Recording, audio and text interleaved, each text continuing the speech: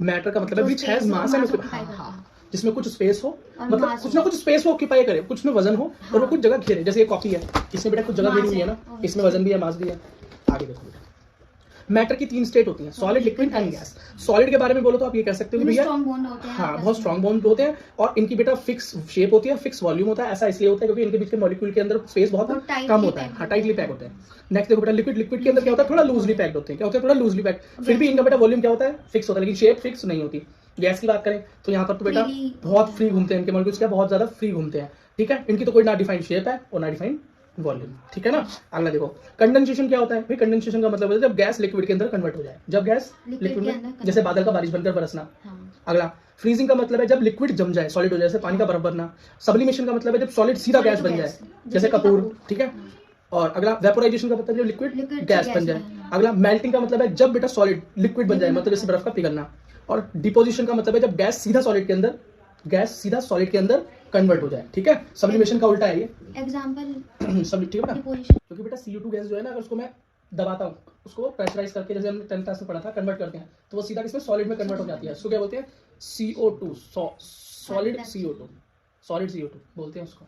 जब हमारे ग्लेशियर्स होते हैं ना, बहुत सॉलिड होते हैं, वो टाइटैनिक टकराया था तो डूब गया था ना उससे, एक पिक्चर में, मतलब जहाज से टक्कर खा जाएगा ग्लेशियर से, बड़े बड़े बर्फ के पहाड़ से, तो टूट जाता है, उसी को बोलते हैं बेटा ड्राई आइस। Dry ice. अगला अगला देखो बेटा, प्योर सब्सटेंस क्या होता है, जो जिसका कंपोजिशन फिक्स हो और सेम उसके अंदर बेटा एटम हो, जैसे gold, water, glucose, same composition है, ठीक है। डिफरेंट डिफरेंट मॉलिक्यूल्स मिलकर बनाते हैं एटम्स, लेकिन उनका कंपोजिशन हमेशा सेम रहता है, कुछ एक्स्ट्रा नहीं मिलेगा। लेकिन अगर मैं पानी में धूल मिला दूं तो वो प्योर सब्सटेंस नहीं रहेगा।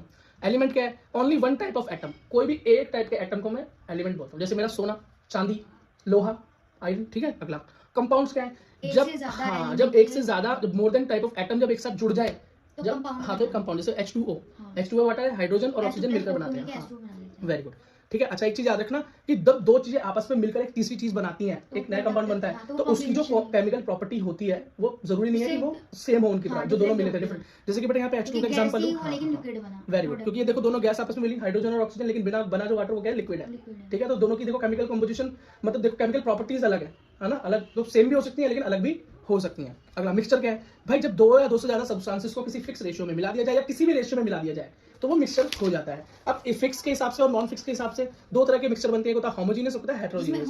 होमो मतलब सेम, हेटेरो हाँ, तो याद कर लो, होमो मतलब सेम और हेटेरो मतलब डिफरेंट। तो डिफरेंट, होमो का मतलब जो बिल्कुल यूनिफॉर्मली क्या हो, कंपोजिशन क्या हो, थ्रू आउट यूनिफॉर्मली कोई मिक्स हो जाए। जैसे अगर मैंने पानी के अंदर नमक मिला दिया तो पूरे पानी के अंदर यूनिफॉर्मली घुल जाए, लेकिन पानी के अंदर मिट्टी, हाँ लेकिन अगर मैं मिट्टी डाल देता हूँ पानी में तो बेटा वो नीचे, हाँ एक तो कंपोजिशन ठीक से बनेगी भी नहीं और नीचे की तरफ बैठ भी जाएगी, हाँ। और दूसरी बात, जो यूनिफॉर्म कंपोजिशन होती है ना, होमोजीनियस सॉल्यूशन, वो क्या होगा, कभी भी अलग नहीं किया जा सकता। या अलग किया जाएगा तो उसके लिए आपको बहुत मेहनत करनी पड़ेगी। पानी के अंदर से नमक को, हाँ हेटेरोजीनियस को आराम से कर सकते। तुमने अगर मिट्टी मिला दी तो आराम से छान के निकाल लोगे, आराम से प्यूरिफिकेशन करके साफ कर सकते, घर का फिल्टर कर देगा। और मोटे धूल के अलावा अगर मोटे पत्थर वगैरह हो तो छन्नी से छान के निकाल लोगे। फिजिकल प्रॉपर्टी क्या होती है, मतलब ऐसी प्रॉपर्टी जिनको आप फिजिकली ऑब्जर्व कर सकते हो, देख सकते हो, वो फिजिकल प्रॉपर्टी होती है किसी भी चीज की, ठीक है। जैसे कि कलर, स्मेल, मेल्टिंग, देख सकते हो दूर से, समझ सकते हो दूर से समझ। लेकिन केमिकल प्रॉपर्टीज जो होती है बेटा वो ऑब्जर्व कर तो सकते हो, लेकिन उसे आप द मेजरमेंट और the observation of chemical property required chemical change to occur, मतलब जब तक उसके अंदर केमिकल चेंज नहीं होगा आप देखकर बता ही नहीं सकते कि केमिकल प्रॉपर्टीज इसकी क्या है, आप बता ही नहीं सकते जब तक उसके अंदर कुछ चेंज खुद ना हो, समझ रहे हो। जैसे तुमको पहली बार कोई हाइड्रोजन जला के दिखाए, तुमने आज तक कभी ना देखा हो, या पहली बार तुमने जिंदगी में बर्फ देखी हो, उसको पिघलते हुए देखा हो, तो तुम्हें पता है कि बर्फ क्या होगी पिघलने के बाद, क्या होगा इसका नहीं पता ना। कोई हाइड्रोजन और ऑक्सीजन को पहली बार तुम्हारे सामने लैब में मिला के वाटर मॉलिक्यूल बनाएगा फर्स्ट टाइम, तो क्या तुम्हें पता होगा ये दोनों जुड़ के बनेंगे क्या, तो तुम्हें नहीं पता हो, फर्स्ट टाइम दिखाऊं तो पता होगा, जब वो बन जाएंगे तब तुम्हें दिखाई देगा कि हाँ भाई ये चेंजेस आए हैं। तो पहले तो ऑब्जर्व नहीं कर सकते ना, लेकिन अगर मैं पहली बार तुमको कोई सॉलिड दिखाऊं, मान लो ये मेरा पावर बैंक है, ये सॉलिड है ना, मैं तुम्हें दिखा रहा हूं, तो उसकी फिजिकल प्रॉपर्टी क्या तुम देख के महसूस नहीं कर सकते, हाथ लगा के बता नहीं पाओगे सॉलिड है, इसकी प्रॉपर्टी क्या है, सॉलिड है, फिक्स शेप है, फिक्स वॉल्यूम में बोल सकते हो नहीं बोल सकते। इसके लिए तुम्हें कुछ ऑब्जर्व करने की जरूरत है क्या, कुछ केमिकल रिएक्शन कराने की जरूरत है, ठीक है। अगला देखो, क्वालिटेटिव प्रॉपर्टीज क्या है। क्वालिटेटिव प्रॉपर्टी का मतलब होता है जो क्वालिटी दिखाए, क्या क्वालिटी दिखाए और उसको मेजर भी ना कर सको। आप क्वालिटी को मेजर कर सकते हो, यार मैं बोलूं कि तुम बहुत अच्छी क्वालिटी के बुक्स लाए हो या बहुत अच्छी क्वालिटी का पेन लाए हो, तो मैं क्वालिटी चलाकर देख सकता हूं, लेकिन क्या मैं कोई नाप सकता हूं, कुछ नापने का तरीका है, मेजरमेंट है इसका, कुछ क्वालिटी का कुछ है, इतने किलो होनी चाहिए तो इतने किलो नहीं, ऐसा कुछ नहीं है ना। लेकिन क्वांटिटेटिव प्रॉपर्टी क्या होती है, जिसको मैं मेजर कर सकता हूं, जैसे कि मास, लेंथ, वॉल्यूम, हाइट वगैरह को मैं नाप सकता हूं। बस समझ में आ गई। क्वांटिटी और हाँ, ये क्वालिटी क्वालिटी को तो तुम नाप नहीं सकते ना, लेकिन क्वांटिटेटिव तो नाप सकते हो ना, ठीक है। अगला देखो मास क्या है भाई, मास का मतलब है अमाउंट ऑफ मैटर प्रेजेंट, जो भी मैटर प्रेजेंट होता है। अब वो दो टाइप में डिवाइड है, एक होता है वेट और एक होता है मास। बेटा हम 9th में 10th में दोनों में पढ़ते हैं मास और वेट में डिफरेंस। होते तो दोनों सेम ही है, अर्थ पे दोनों सेम ही होती है, लेकिन कंडीशंस पे डिपेंड करता है। क्या मास कभी चेंज नहीं होता। मास का मतलब क्या है कि कोई सब्सटेंस किसी जगह पर कितनी जगह घेरता है, ठीक। अब वो धरती पे जितनी जगह घेरेगा, मानो ये मेरा पावर बैंक है, ये मेरा पावर बैंक इस धरती पे इतनी जगह घेर रहा है, तो चांद पे कितनी घेरेगा, इतनी तो घेरेगा, इससे कम घेरेगा, ज्यादा घेरेगा, इतनी घेरेगा। अब मैं इसको मंगल ग्रह पे ले जाऊं तो, अमेरिका ले जाऊं तो, माउंट एवरेस्ट पे ले जाऊं तो उतनी घेरेगा ना। तो उसका मास कभी बदलता है नहीं, कभी नहीं बदलता। ये जितनी जगह ऑक्यूपाई कर रहा है उतनी रहेगी हर जगह पे, लेकिन वेट डिफरेंट हो जाएगा। अगर मैं इसको चांद पर ले जाऊं, अगर यहाँ पर 1 किलो है तो वहां पर सिर्फ 600 ग्राम रह जाएगा। फोर्स लगता है, फोर्स अब मैं बताऊं क्या लगता है, ग्रेविटी। क्या ग्रेविटी वहाँ पे- वहां यहाँ पर पे कम हो ज्यादा जाती है, है, अर्थ पे ज्यादा है। मून के हिसाब से ज्यादा है, ये नहीं कह सकते ज्यादा है ना। जुपिटर पे तो बहुत ज्यादा है बेटा। जो मून पे ग्रेविटी है वो अर्थ की क्या है, 1/6। हमने पढ़ा है 9th क्लास में 1/6 हो जाती है, मतलब 1/6 रह जाती है। मतलब अगर 1 किलो है तो वहां पर सिर्फ 600 ग्राम रह जाएगा। कितना, 600 ग्राम। तो वो तो चेंज हो गया वजन। तो वेट जो होता है बेटा चेंज होता है अकॉर्डिंग टू ग्रेविटी। तो कहीं पर अगर ग्रेविटी कम है या ज्यादा है उसके हिसाब से मास चेंज, वो वेट चेंज होगा, लेकिन मास कभी चेंज नहीं होगा। तो मास किस पर डिपेंड करता है, मास डिपेंड करता है ग्रेविटी पे। किस पर, और ग्रेविटी को खोजने वाले कौन थे, न्यूटन। कौन, तो जो भी चीज ग्रेविटी या फोर्स से जुड़ी होती है उसकी यूनिट क्या होती है, न्यूटन। तो बेटा इसलिए वेट की यूनिट क्या होती है, न्यूटन, ऐसा यूनिट। और मास की किलोग्राम। तो हम जो नापते हैं वजन वो किस में नापते हैं, मास में नापते हैं। किसमें, मास। अगर मैं 1 किलो यहाँ पे चीनी लेके माउंट एवरेस्ट पे चढ़ जाऊँ तो 1 किलो ही रहेगी, है ना। लेकिन वेट जो है, अगर मैं वेट के हिसाब से लेके जाऊँ तो वो चेंज हो जाएगा वहाँ पे जाकर। क्यों बेटा, वहाँ ग्रेविटी कम है कि ज्यादा, वहाँ ग्रेविटी कम है। हम जैसे जैसे टॉप पे जाते हैं ग्रेविटी कम होती जाती है। समझ में आ गया, ठीक है। अगला देखो टेम्परेचर चेंज करना हमने सीखा था, हम फिर से सीख लेते हैं। बेटा टेम्परेचर 3 चीजों में दिया जाता है, केल्विन में, सेल्सियस में और फ़ारेनहाइट में, ठीक। फ़ारेनहाइट में कहाँ देखने को मिलता है, तुम्हें अपने थर्मामीटर देखा है, थर्मामीटर में जो बताता है ना आपको इतने डिग्री बुखार हो गया, 100 डिग्री बुखार, वो फ़ारेनहाइट में होता है, ठीक है। केल्विन आपको इतना स्टैंडर्ड देखने को नहीं मिलता, लेकिन केमिस्ट्री में केल्विन सबसे ज्यादा यूज होता है। और डिग्री सेल्सियस तो आप देखते ही देखते हो, न्यूज वाले बताते हैं हर दिन आज इतना डिग्री हो गया, इतना डिग्री बढ़ गया, आज घट गया, ठीक है। तो डिग्री सेल्सियस को अगर केल्विन में बदलना हो तो 273 से क्या करते हैं, प्लस करते हैं। बेटा ये रहा फॉर्मूला, इसको रट लो, याद कर लो, वैसे ही तुम करके आए हुए हो 9th में भी 10th में भी। तो उसको कहते हैं 273 से प्लस कर दो। अगर केल्विन में सेल्सियस बनाना हो तो सिर्फ माइनस कर देना, ये तो होता है, ये तो सीखा है। लेकिन अगर फ़ारेनहाइट में चेंज करना होता तो ये फॉर्मूला क्या इसमें होता है, 9/5 मल्टीप्लाई जितना भी सेल्सियस दे रखा है और प्लस में 32। ये बेटा फॉर्मूला है, याद कर लेना, क्योंकि ये सीधा नीट में क्वेश्चन में आ जाता है कई बार। या तो फॉर्मूला पूछ लेगा रख के, आसान क्वेश्चन बनाना होगा, या क्या बोलेगा बेटा डिग्री सेल्सियस दे रखा होगा, फ़ारेनहाइट में टेम्परेचर पूछ लेगा, यही हो सकता है, ठीक। या और भी डिफिकल्ट बनाना होगा तो क्या करेगा, केल्विन के अंदर टेम्परेचर देगा और फ़ारेनहाइट में चेंज करने को बोलेगा। कैसे करोगे, तो केल्विन से पहले डिग्री बनाओगे, है ना, पहले सी बना लोगे उसकी। बेटा केल्विन में अगर दे रखा होगा और सी में निकालना होगा तो क्या करेंगे, माइनस करेंगे ना।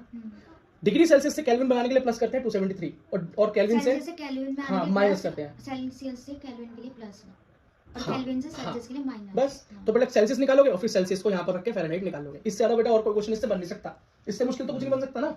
अगला देखो बेटा, लॉ ऑफ केमिकल कॉम्बिनेशन, मतलब जब दो चीजें आपस में, दो से ज्यादा चीजें हम मिलती हैं, तो 10th क्लास के अंदर पूरा का पूरा चैप्टर पढ़ के आए हैं, हम दोबारा से इसको रिवाइज कर लेते हैं फटाफट। पहला क्या है, मास कंजर्वेशन ऑफ मास का लॉ क्या कहता है बेटा, ये कहता है कि मास जो है नाइदर बी क्रिएटेड, हाँ नाइदर बी क्रिएटेड और destroyed. After reaction, very good, ना तो ये भैया खत्म हो सकता है और ना ही बनाया जा सकता है। अगला लॉ ऑफ डेफिनेट प्रोपोर्शन, ये क्या कहता है, सेम रेशियो में, सेम रेशियो में। वेरी गुड, कि बेटा जो भी कंपाउंड हम आगे बनाते हैं वो हमेशा सेम रेशियो में जोड़ने से ही बनता है। अगर बेटा वाटर का एग्जांपल लें, H2O है तो 2 हाइड्रोजन और 1 ऑक्सीजन मिलकर ही बेटा वाटर को बनाते हैं। अगर हम उस कंपोजिशन को गलत करेंगे, ऊंचा नीचा करेंगे, ऊपर नीचे करेंगे तो कभी भी बन नहीं पाएगा, कभी बन नहीं पाएगा, ठीक है। देखा ना आपने, कोको कोला आपको हमेशा एक ही टेस्ट की क्यों मिलती है, चाहे यहाँ पीऊं, चाहे अमेरिका में पीऊं, चाहे अपने गांव में पीऊं, ये सेम रेशियो में, क्योंकि बेटा उसके अंदर जो कंपोजिशन है वो क्या है, एकदम सेम रेशियो। उसका रेशियो कभी भी बदल नहीं सकता। लेकिन तुम चाय बनाओ, सुबह कुछ टेस्ट आता है तुम्हारी चाय का और शाम को कुछ आता है, क्योंकि उसका कंपोजिशन सेम नहीं है, ठीक है। अगली चीज देखो, लॉ ऑफ मल्टीपल प्रोपोर्शन। बेटा लॉ ऑफ मल्टीपल प्रोपोर्शन को थोड़ा ध्यान से समझेंगे।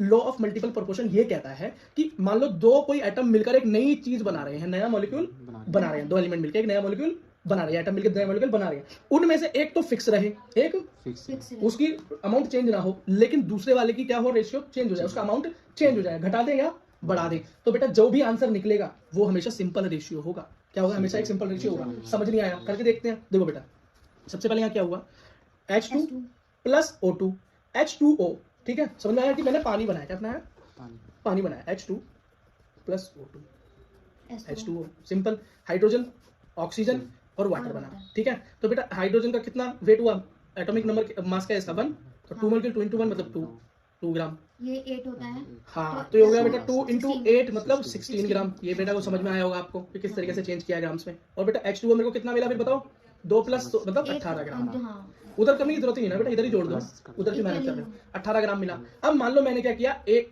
लॉ ऑफ मल्टीपल प्रोपोर्शन के हिसाब से एक को हमेशा फिक्स रखो और दूसरे को चेंज करो, तो मैंने H2 को चेंज नहीं किया, लेकिन मैंने यहाँ पे किया, ऑक्सीजन को चेंज कर दिया। हाँ ऑक्सीजन को चेंज कर दिया, H2O2 दो मॉलिक्यूल ले लिए, ऑक्सीजन के कितने ले लिए, 2 मॉलिक्यूल ले लिए पहले, ठीक है। अब क्या हुआ, ऑक्सीजन मैंने डबल कर दी, भैया बनेगा ही नहीं ना, बन जाएगा बेटा 2H2 के हिसाब से बन जाएगा। तुम लो सीखो, ठीक है। अब देखो, अब यहाँ पर हम अब देखो इसका नंबर गिनो, इसका नंबर गिनो, तो यहाँ पर तो ये उतना का उतना अलग आएगा इधर, लेकिन यहाँ पर ये कितना हो जाएगा, जब मैंने 2 मॉलिक्यूल ले लिए तो H2O2 वहां भी दिखाई दे रहा था, लेकिन यहाँ पे क्या लिया, H2O2, यहाँ पे क्या H2O, single molecule of oxygen, यहाँ पे क्या डबल मॉलिक्यूल ऑफ ऑक्सीजन। तो मतलब ऑक्सीजन पहले निकली थी 16 ग्राम, अब डबल से मल्टीप्लाई होगी तो इसका 16 दूनी 32 ग्राम हो गई, और ये 2 ग्राम, तो ये टोटल क्या निकल के आया 34 ग्राम। अब ये देखो रेशियो बना के देखो इसका, तो पहले क्या आया था रेशियो, तो 2, अगर इसका रेशियो देखो 16 बदले वाले का, किसका, ऑक्सीजन का, और दूसरी बार क्या आया 32, और जो मेरा फाइनल रिजल्ट आया है उसको भी देख लें, पहले इसको देखते हैं, 16 1 16 16 2 32, तो रेशियो क्या निकला 1:2। तो बस यही सिंपल रेशियो निकल के आएगा, ये मैंने सिर्फ बेटा एग्जांपल लिया है, इसको बहुत सीरियस लेने की जरूरत नहीं है। अगर मैं इसे बैलेंस करूंगा तो ये बनेगा 2H2O, ठीक है, या 2H2O2, ठीक है। अब देखो मैं बस तुमको बेटा लॉ समझाना चाहता था, तो 1:2 समझ में आ गई। ये बेटा डेफिनेट प्रोपोर्शन, मतलब एक रहेगा डेफिनेट और दूसरा रहेगा प्रोपोर्शन में, एक रहेगा डेफिनेट और दूसरा रहेगा प्रोपोर्शन में, मतलब वो भी सिंपल रेशियो के प्रोपोर्शन में आएगा हमेशा। कुछ भी करके देख लेना, कुछ भी कंपाउंड ले लेना, ठीक है बेटा। अगला क्या है, उसके बाद बेटा एक साइंटिस्ट आते हैं, वो गे लुसेक नाम है उनका, क्या नाम है बेटा, गे लुसेक। अब गे लुसेक ने एक लॉ दिया है गैस का, किसका बेटा, गैसेस का लॉ दिया है। वो बोलते हैं व्हेन गैसेस कंबाइंड और are produce in a chemical reaction, मानो हमने गैस नहीं बनाई या उसका केमिकल, हाँ, या उसका रिएक्शन करवाया, कैसे, so they in simple ratio by volume provided by all the gases at the same temperature and pressure. इसका मतलब क्या हुआ, इसका मतलब है लॉ ऑफ डेफिनेट प्रोपोर्शन। इसका मतलब अगर मैं कोई भी नई गैस बना रहा हूं, वो हमेशा उसका वॉल्यूम सेम है बेटा उसी प्रोपोर्शन में जुड़ेगी जिसमें हमेशा जुड़ती हुई आई है। जैसे O2 बनानी है तो O प्लस O, क्या O प्लस O ही रहेगा, तभी तो O2 बनेगा, कभी नहीं हो सकता कि कुछ और कॉम्बिनेशन बन जाए, ठीक है। कभी भी कोई और कॉम्बिनेशन काम करेगा ही नहीं। जैसे कि सॉलिड के अंदर बता रखा है ना कि भैया डेफिनेट प्रोपोर्शन का लॉ क्या कहता है, कोई भी नया तुम्हें मॉलिक्यूल बनाना है तो हमेशा बेटा उसके अंदर जो 2 या 2 एलिमेंट्स तुम मिलाओगे वो हमेशा सेम रेशियो होना चाहिए। ऐसे बेटा गैस के लिए है, वहां पे मास की बात होती है, तो गैस में मास तो सफिशिएंट होता ही नहीं है, तो वहां वॉल्यूम की बात होती है, इसलिए मैंने यहाँ पे मेंशन किया था बाय वॉल्यूम। तो गैस में हमेशा क्या यूज होता है, वॉल्यूम, कभी भी वहां पर बेटा किलोग्राम यूज नहीं करते। अगला देखो बेटा, अगला है एवोगाद्रो लॉ। अब मैं खुद बता दूंगा कहां पर बेटा, नंबर भी था एवोगैड्रो। हाँ बेटा एवोगाद्रो लॉ। अभी बोलोगे एवोगाद्रो कौन है बेटा, एवोगाद्रो भी एक साइंटिस्ट है, क्या है, एक साइंटिस्ट है। ये बोलते हैं, अब गैसेस की बात हो रही है तो गैस के अंदर दूसरे वाले साइंटिस्ट आ गए एवोगाद्रो, हमारी हवा निकालने आ गए। अब पूरे चैप्टर में यही घूमते रहेंगे बेटा। एवोगाद्रो ने एक नंबर दिया, क्या दिया, एक नंबर दिया, वो हमें याद करना पड़ता है। उस नंबर को बोलते हैं Na, क्या बोलते हैं, Na के नाम से याद रखते हैं। पहले क्या, equal volume of gases at same temperature and pressure. ये क्या है एसटीपी, सेम टेम्परेचर प्रेशर क्या होता है, इसका मतलब होता है आइडियल कंडीशंस। क्या आइडियल कंडीशन, नॉर्मल केमिकल, मतलब किस तरह की कंडीशन, लैब के अंदर कंडीशंस, ऐसा नहीं कि एक्सट्रीम गर्म एक्सट्रीम ठंडा, ऐसे normal conditions STP, room temperature पर should contain equal number of molecules. इसने बोला गैस कोई सी भी हो, कार्बन डाइऑक्साइड हो, ऑक्सीजन हो, नियोन हो, आर्गन हो, जो गैस तुमने सुन रखी हो, कोई भी गैस हो, एक सेम टेम्परेचर पे उन सारी गैसों के अंदर नंबर ऑफ मॉलिक्यूल हमेशा सेम होगा। मान लो 1 किलो ऑक्सीजन है और 1 किलो कार्बन डाइऑक्साइड है सेम कंडीशन के अंदर, तो 1 किलो कार्बन में भी उतने मॉलिक्यूल होंगे जितने कि 1 किलो ऑक्सीजन में होंगे। सिर्फ ये बताया उन्होंने कि सारी गैस, जितनी भी गैस है, सेम टेम्परेचर प्रेशर पे सिंगल क्या बताती है बेटा, एक इक्वल नंबर ऑफ मॉलिक्यूल्स दर्शाती है। और वो नंबर ऑफ मॉलिक्यूल्स कितना है, वो है 6.022 इंटू 10 टू द पावर 23। कई लोग इसको 6.023 इंटू 10 की पावर 23 भी लिख देते हैं, पर एग्जैक्ट नंबर ये है। क्या याद हो गया? अब नहीं हुआ तो करना पड़ेगा भाई, जबरदस्ती है। तो 6.022 into 10 की पावर 23। अगला देखो भाई, अब डाल्टन के बारे में भी हम पढ़ चुके हैं, अभी कुछ नई चीज नहीं है। डाल्टन कौन थे, डाल्टन वो थे बेटा जिन्होंने सबसे पहले एटम का स्ट्रक्चर दिया था। ऐसा कहते हैं कि उन्होंने कैसा स्ट्रक्चर दिया था, तरबूज वाला, वाटरमेलन स्ट्रक्चर दिया था, जिसके अंदर बेटा हाँ इलेक्ट्रॉन किस तरीके से पड़े हुए हैं, जैसे कि वाटरमेलन में बीज पड़े होते हैं, ठीक। तो matter consist of individual atom. इसने बोला जो भी मैटर होता है उसके अंदर बेटा इंडिविजुअल एटम होते हैं, एक ही तरीके के एटम से मिलकर एक मैटर बनता है। ये तो हमको पहले ही पता था, फर्स्ट हमने डेफिनेशन मैटर की यही पढ़ी थी। अच्छा, all the atom of a given element have identical property including identical mass, atom of different element have different in mass. बोलते हैं भैया सेम एलिमेंट सेम मास होता है। हाँ, तो ये तो बच्चे वाली बात होगी। अगला, इसने बोला कंपाउंड हमेशा फिक्स्ड फॉर्म में ही बनेंगे, फिक्स रेशियो, तो डेफिनेट प्रोपोर्शन वाली बात हो गई। तो कुछ नया तो बता ही नहीं रहे, तो वही सारी बातें घूम घूम के बता रहे हैं। लेकिन बेटा हमें इसलिए पता होना चाहिए कि हमें यही चीजें जब पूछेगा ना, तुम्हें डाल्टन के एटॉमिक थ्योरी के बारे में लिखो सीबीएसई में, तो तुम्हें ये लिखने पड़ेंगे और उसका असर्शन रीजन बन के आ जाए। कुछ असर्शन ऐसा डाल दे, matter consist of individual atoms, ठीक है, अगर तुम्हें पता होगा तभी तो ओके करोगे। और दूसरी चीज में कुछ गलत दे दे, जैसे कि अगली चीज में कहते हैं कंपाउंड और form when atom of different element combined in a non fix ratio. ये गलत है। तो कई बच्चे क्या सोचेंगे जल्दी जल्दी में पढ़ते क्या करेंगे, फिक्स रेशियो का कुछ ये आएगा, हाँ सही सा लग रहा है, ओके कर देंगे, बहुत एन बी ओके करके आ जाएंगे, और वहां पर क्या होगा, सिर्फ नॉन लगा होगा फिक्स के आगे, यहीं फंस जाएंगे। समझ गए ना? ठीक है, अगला देखो, मॉडर्न एटॉमिक थ्योरी। क्या? Modern atomic theory. बस बेटा यहीं से अब तुम 11वीं क्लास में प्रवेश कर जाते हो। अब तक हम क्या कर रहे थे? अब तक हम कर रहे थे रिवीजन। क्या कर रहे थे बेटा? लेकिन अब क्या करेंगे? अब 11वीं क्लास में तुम्हारा पहला कदम पड़ेगा यहाँ से। तो इसका मतलब इतनी चीजें तुम्हें पहले से आनी चाहिए थी। अब ऐसा कुछ नहीं कि अब कुछ मिलेगा नहीं, मिलेगा। अब तुम्हें पिछला भी मिलेगा और नया भी मिलेगा, दोनों मिक्स मिलेंगे। अब तक तो पीछे मिल रहा था ना। ठीक है, अगला क्या आगे में, मॉडर्न एटॉमिक थ्योरी ने क्या बोला भाई? पहले तो हम मानते थे कि एटम सिर्फ एक सिंगल एटम होता है, उसमें कुछ और होता ही नहीं है। डाल्टन भाई ने सिर्फ उनको क्या बताया? इलेक्ट्रॉन के बारे में बताया, उसके बाद वो कुछ बता ही नहीं पाए। लेकिन बाद में डिस्कवरी हुई, रदरफोर्ड आए, फिर नील बोर आए, उन सब ने क्या बताया ना भैया? इसके अंदर तो जे थॉमसन भी है, इसके अंदर तो उन्होंने बोला भैया इलेक्ट्रॉन भी है, प्रोटॉन भी है और न्यूट्रॉन भी है। और इसका जो न्यूट्रॉन, जो उसका जो परमाणु है, जो एटम है, इसके बीच में न्यूक्लियस है, वो सारा मास जो इलेक्ट्रॉन का, सॉरी परमाणु का जो सारा मास होता है वो कहाँ होता है? वो न्यूक्लियस के अंदर होता है। एटम का मास कहाँ होता है? न्यूक्लियस के अंदर होता है। और जो न्यूक्लियस होता है वो कैसा होता है? पॉजिटिव होता है। और बाहर बेटा नेगेटिव होता है। इलेक्ट्रॉन्स कैसे होते हैं? नेगेटिव होते हैं। ठीक है, और हाँ बस ठीक है। अगली चीज देखो, और इन्होंने बोला बेटा कि अब नई चीज हमें क्या पता चली कि कुछ होते हैं आइसोटॉप और कुछ होते हैं आइसोबार्स। ये आइसोटॉप क्या होते हैं भाई? आइसोटॉप वो होते हैं जिनके बेटा एटॉमिक नंबर सेम होते हैं लेकिन एटॉमिक मास, और आइसोबार, बार मतलब वजन, भार, तो जिसका बेटा नंबर सेम हो, वो सॉरी वजन सेम हो, एटॉमिक मास सेम हो, लेकिन एटॉमिक मतलब एक चीज याद कर लो तो दूसरा इसका ठीक अपोजिट है। ठीक, अब किस तरह से रिप्रेजेंटेशन होता है हम 10th में सीख के आए हैं, और 10th में भी कि बेटा एटॉमिक मास को हमेशा ऊपर लिखते हैं और एटॉमिक नंबर को नीचे लिखते हैं। जैसे हमने लिखा कार्बन, क्या लिया? कार्बन सी, तो कार्बन का बेटा एटॉमिक नंबर क्या है? 6, और हाँ मास 12। तो हमने देखो मास को ऊपर लिखा और नंबर को नीचे लिखा। अब मैंने अगला देखा, एक कार्बन है मेरे पास जो है कार्बन 13, एक carbon 14।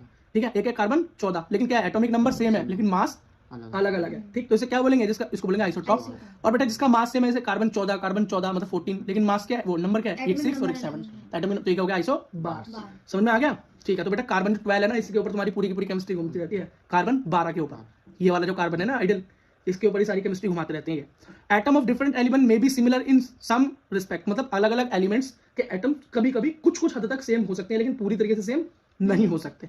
Some atom is smallest unit participate in chemical reaction, ratio in which atom may be fix integral value. But इससे कहना चाहता है कि जब हम बेटा कोई भी केमिकल रिएक्शन करते हैं तो उसके अंदर जो पार्टिसिपेशन एक्चुअली होता है माइक्रो लेवल पे, वो बेटा एटम ही तो आपस में जुड़ रहे या हट रहे होते हैं। और एटम्स के अंदर भी कौन? उनके इलेक्ट्रॉन्स या तो शेयर हो रहे होते हैं या इलेक्ट्रॉन दिए लिए जाते हैं। अगर इलेक्ट्रॉन दे देगा कोई तो आयंस बनते हैं, पता नहीं, तो आयनिक बॉन्ड बनता है। और बेटा जब जोड़ लिए जाते हैं, शेयर किए जाते हैं तो कोवेलेंट बॉन्ड बनता है। यही दो तरह की बातें होती हैं। समझ में आ गया? Mass of atom can be change into energy, मतलब एटम के मास को एनर्जी में बदला जा सकता है। ये इंपॉर्टेंट बात है और ये इसी को बोलते हैं E = MC का स्क्वायर। क्या इक्वल टू? लेकिन इसे याद करने की जरूरत नहीं है बेटा, पूछता कोई नहीं क्योंकि तुम्हारे बहुत ऊपर की बात है।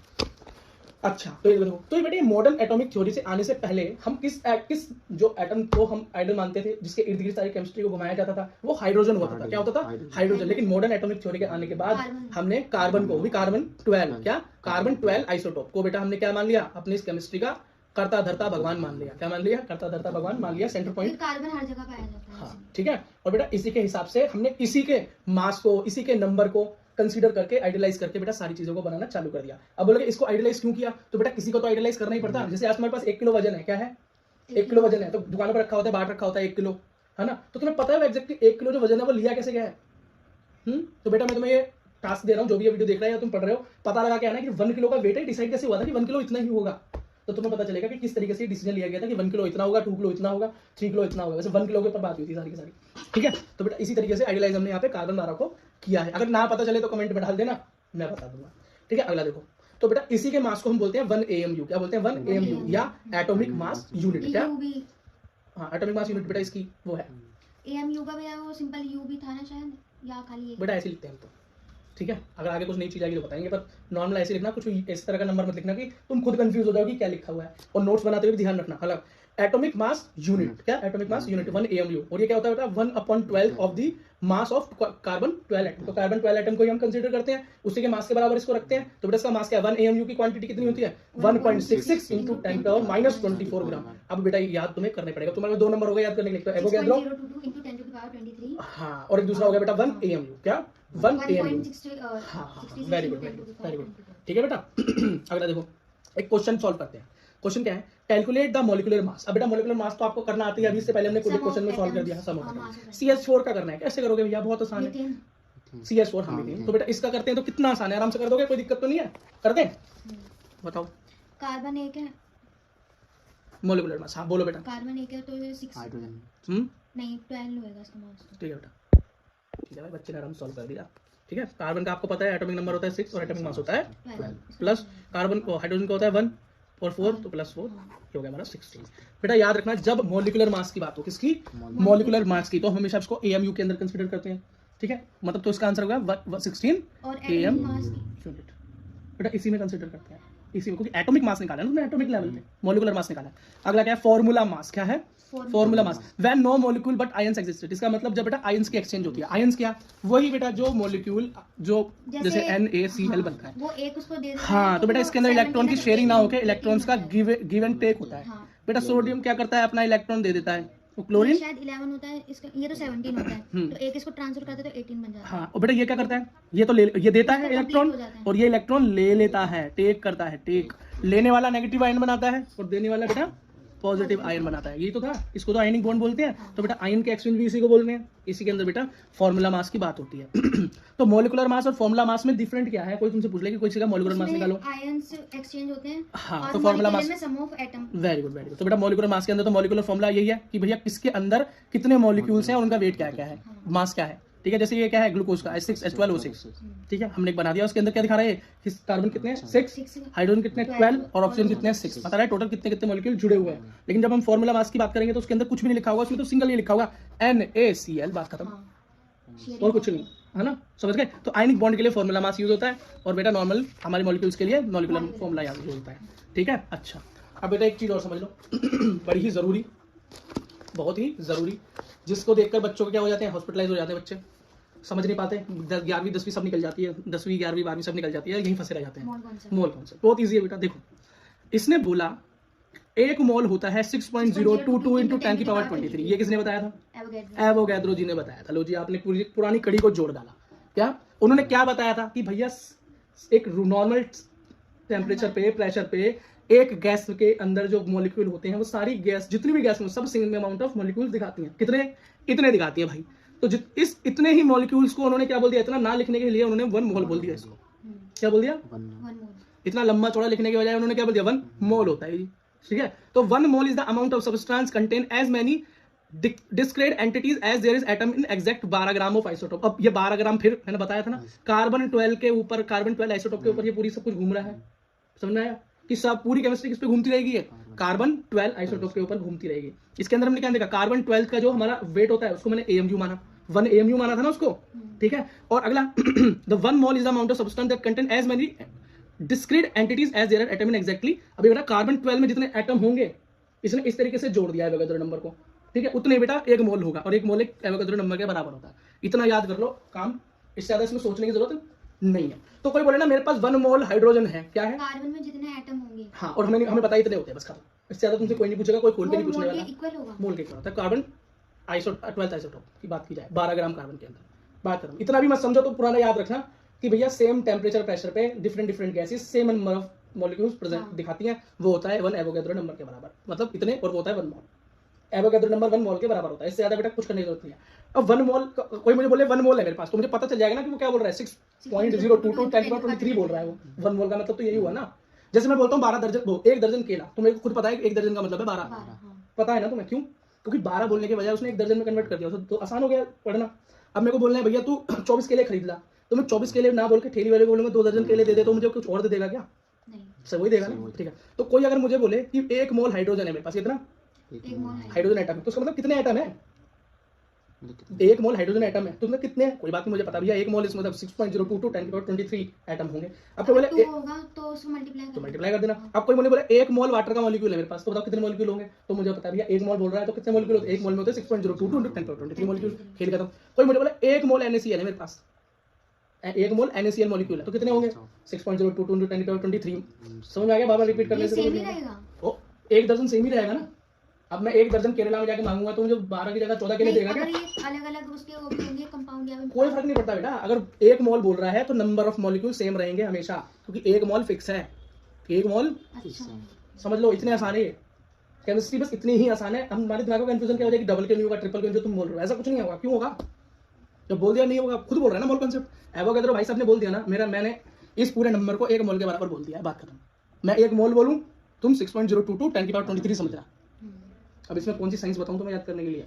उसने बोला एक मोल हाइड्रोजन, बट अगर नंबर ऑफ मोल चेंज होगा तो बट हम वो मल्टीप्लाई कर देंगे। अब मल्टीप्लाई कर देंगे भाई। मैंने बोला एक दर्जन में 12 सामान होते हैं, मैंने बोला एक दर्जन केला तो 12 केला, अब मैं बोलूंगा 2 दर्जन केला तो 24 खुद कर दी ना तुमने मल्टीप्लाई करके, बता भी नहीं पड़ा। नॉर्मल मैथ्स है। देखो अब क्या हो गया भाई, इसी को ग्राम के हिसाब से दे देते हैं। कई बच्चे क्या देते, कई बार क्वेश्चन किससे ग्राम के हिसाब से दे देंगे, किसके हिसाब से?